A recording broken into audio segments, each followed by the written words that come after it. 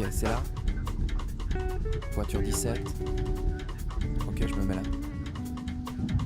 Je laisse derrière moi la capitale. Et dans 2h15, je poserai un pied dans ma ville natale. À chaque fois, je passe en coup de vent et je pense déjà à la prochaine fois où je ferai tourner les éoliennes. Sur le côté, les pylônes défilent et battent la mesure. J'écris entre des lignes à haute tension et sur un ciel d'azur. Je laisse derrière moi les abesses et le 18e. Et droit devant, Naonet, dans 2 heures à peine. J'écris au dos d'un magazine sur une pub de fringues. Mon bic n'aime pas le papier glacé et ça me rend dingue. Le contrôleur m'interrompt en plein alexandrin. Il poinçonne et on reprend notre train. La place 56 rit mais j'arrive pas à voir ce qu'elle lit. La place 42 parle mais j'arrive pas à entendre ce qu'elle dit. Je laisse derrière moi mon petit amour.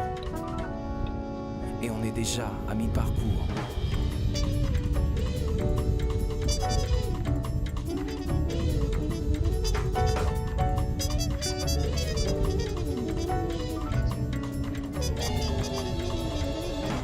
Il semble que les gens en train ne sont pas bien. Pas un sourire, pas un regard, pas un contact entre voisins. Une femme me dit, excusez-moi, je crois que c'est ma place. La voiture est à moitié vide, alors je me lève et m'assois en face de cette connasse. Je vois défiler un tas de maisons. Et je me dis que toutes les heures, un TGV traverse leur salon. On a le droit à une version synthé de Vivaldi tous les quarts d'heure. Car la place 70 ne connaît pas le mode vibreur. J'écoute Maëra Andrade, sa langue a des accents d'Afrique. Et puis je me dis que le Cap Vert c'est pas très loin donc c'est plutôt logique. L'album s'achève et j'enchaîne avec Raoul Midon. J'imagine le punk de la place 40 écoutant Nina Simone. La place 56 est absorbée dans sa lecture. Et je me demande si on s'ennuie autant dans les autres voitures. Je me rappelle d'une fois où on a eu 3 heures de retard. Ils avaient retrouvé la moto mais jamais le motard.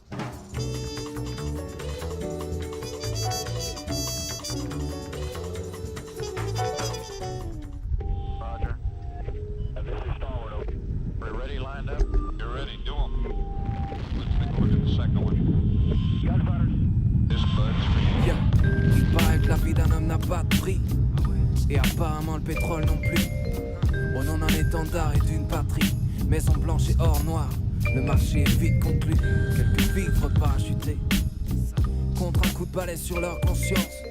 Histoire qu'ils crèvent en bonne santé. Car un macabé en forme, ça fait plus d'audience. Oups, c'est la guerre, j'ai raté le début. J'étais parti m'acheter un coca et du popcorn. Ouf, ils ont juste lâché 2-3 obus. Et bien sûr pendant que les autres dorment. Bon, c'est vrai que le scénario est classique, mais je suis l'action à fond, là sur mon divan. À la fin le méchant il passe de manière tragique. Mais il fait toujours son comeback dans l'épisode suivant. Il fait toujours son comeback dans l'épisode suivant. Toujours son comeback dans l'épisode suivant. On a tous les mêmes réponses aux mêmes questions. Puisqu'on m'a tous les mêmes émissions sur les mêmes chaînes. On fait tous le même discours sur le même ton. Et les héros du feuilleton, eux, rejouent toujours la même scène. À quand les chars recouverts d'un logo Pepsi. Et les GI avec des boots Nike. Des missiles Microsoft, même si c'est pas un jeu, moi je vais vivre la guerre en Doom-like. Au réveil du rêve américain. Comme tout le monde j'avais la tête en, tu sais quoi, j'en étais encore aux cow-boys et aux petits indiens. Mais il tenait déjà la sphère entre ses doigts. Je me sens de moins en moins en sécurité dans ce bocal. Et la menace vient rarement de celui dont on se méfie. J'ai le cul entre 2 chaises bancales, hexagone ou pentagone. Bref, question de géométrie.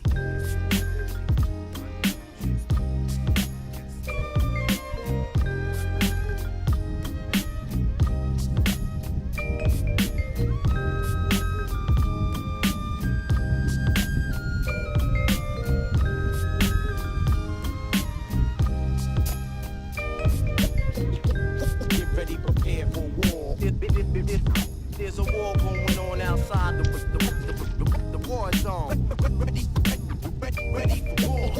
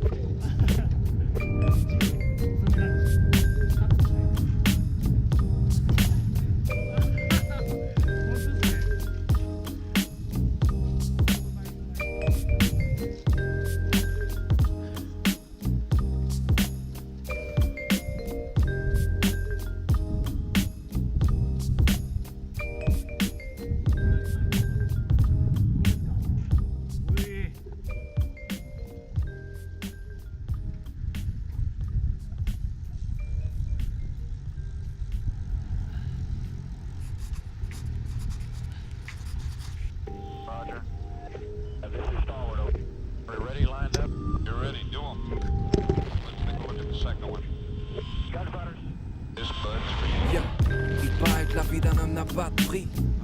Et apparemment le pétrole non plus. Au nom d'un étendard et d'une patrie. Maison blanche et or noir, le marché est vite conclu. Quelques vivres parachutés contre un coup de balai sur leur conscience. Histoire